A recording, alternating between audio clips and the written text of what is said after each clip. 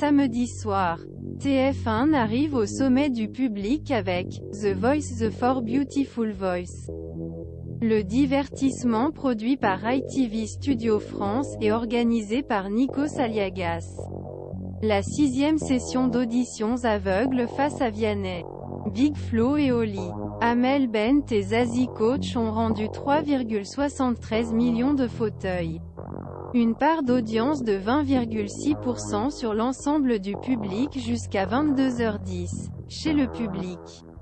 Regardez selon Médiamétrie. La chaîne est un grand leader sur l'objectif commercial féminin avec une part marché 31,5% des femmes responsables des achats moins 50 ans. La suite du problème a maintenu 3,23 millions fidèles. Le numéro précédent de The Voice avait fédéré 3,69 millions devant la première partie du numéro. Lisez aussi la télévision, soyez un modèle bordel.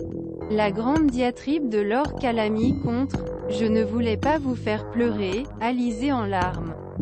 Au milieu d'une interview TV, personne ne nous choisit, c'est vraiment un problème Big Flo et Oli. Dans Public le samedi, nouveau record pour Léa Salamé. Anne-Claire Coudray au plus. Lisez aussi, tu es tordu. Tu es devenu mauvais. Zazie choque les entraîneurs de The Voice, par super bloqueur Amel Bent. France 3 suit avec la rediffusion du téléfilm, The Prix la Taillissonne. Réalisé par François Guérin. Mimi Mathys Plédin dans son rôle de Marie Jourdan a convaincu 2,70 millions jurés en moyenne. La part du public est de 15,3% avec des personnes âgées de 4 ans et sur.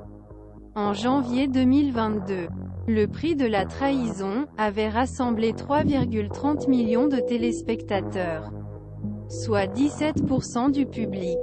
Stable aride sur un an, la France 2 est loin derrière avec le 50e anniversaire de Disco. Les stars signent for SIDAction.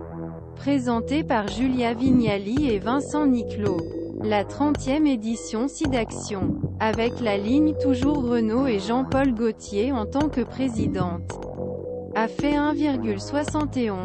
Les millions de téléspectateurs dansent sur les grands classiques discothèques. La soirée a réuni 10,4% du public.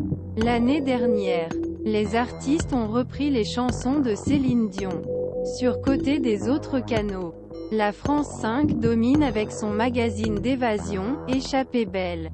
Produite par Beauwork, Jérôme Pitorini a embarqué 1,16 million de voyageurs pour découvrir les merveilles du Cambodge, ou 6,5% du public. Le samedi, il n'y avait que 861 000 pour suivre Sophie Jovillard dans les Pyrénées.